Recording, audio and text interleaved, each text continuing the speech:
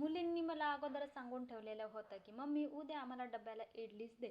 मग मी लगेच ना डाळ, तांदूळ आणि थोडेसे मेथीदाणे दिवसभर भिजत घातले. छान भिजल्यानंतर ना रात्री सगळं मिक्सरला वाटून घेतलं आणि रात्रभर एका डब्यामध्ये ठेवून दिलं. आणि सकाळी सकाळी ना जे इडली बनवण्याचं बॅटर होतं ना अगदी परफेक्ट असं तयार झालेलं होतं. इथे मी इडली बनवायला घेतली होती, पण घरच्यांच्या ना काही वेगवेगळ्याच डिमांड होत्या. कुणाला इडली खायची होती, कुणाला डोसा खायचा होता, तर कुणाला उत्तप्पा खायचा होता. बॅटर एक पण पदार्थ अनेक. म्हटलं चला आज ना सगळ्यांच्या जे डिमांड आहेत ना आपण पूर्ण करूयात. सगळ्यात पहिले मी ते इडली लावून घेतलेली होती. नंतर मला ना बनवायची होती ओल्या नारळाची चटणी, जे इडलीसोबत लागणार होती. मग मी लगेच चटणीच्या तयारीला लागले होते. इथं ना मी मस्त अशी ओल्या नारळाची चटणी बनवून घेतलेली होती. याचीसुद्धा मी रेसिपी ना तुमच्यासोबत शेअर करणार आहे. एकदम परफेक्ट अशी ओल्या नारळाची चटणी रेडी झालेली होती. आता मी लागणार होते जे घरच्यांच्या जे डिमांड आहेत ना ते पूर्ण करायच्या होत्या. मग इथे लागले होते बघा मी तयारीला. मी आता बनवणार होते डोसा.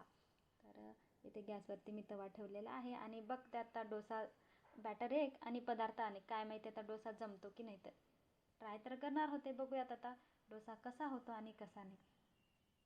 इथे सगळ्यात पहिले मस्त गॅसवरती बॅटर खूपच छान झालेलं होतं. मला नाही वाटलं की एवढं छान बॅटर आपलं बनेल, पण एकदम परफेक्ट असं ना बॅटर रेडी झालेलं होतं. इथे डोसाही माझा छान झालेला होता. वरतून ना माझ्याकडे लसणाची चटणी. इथं ना मी डोस्याची भाजी जे मध्ये असते ना ती नव्हती बनवली, म्हणून मस्त अशी लसूण चटणीनं मी डोस्याला लावून घेतली आणि कुरकुरीत ना असा माझा डोसा ना रेडी झालेला होता. अगदी हॉटेलमध्ये मिळतो ना तसाच इथे ना डोसा रेडी झालेला होता. आणि हा डोसा खायचा होता माझ्या सासऱ्यांना. त्यांना डोसाच आवडतो, म्हणून ना त्यांच्यासाठी मस्त इथं कुरकुरीत डोसा जो आहे ना मी बनवून घेतलेला होता. आणि आता मला बनवायचा होता उत्तप्पा. तर उत्तप्पा आवडतो आमच्या यांना. म्हटलं चला त्यांचीही जी इच्छा आहे ना आपण इथं पूर्ण करूयात. इथे लगेच मी उत्तप्पासुद्धा बनवायला घेतलेला होता.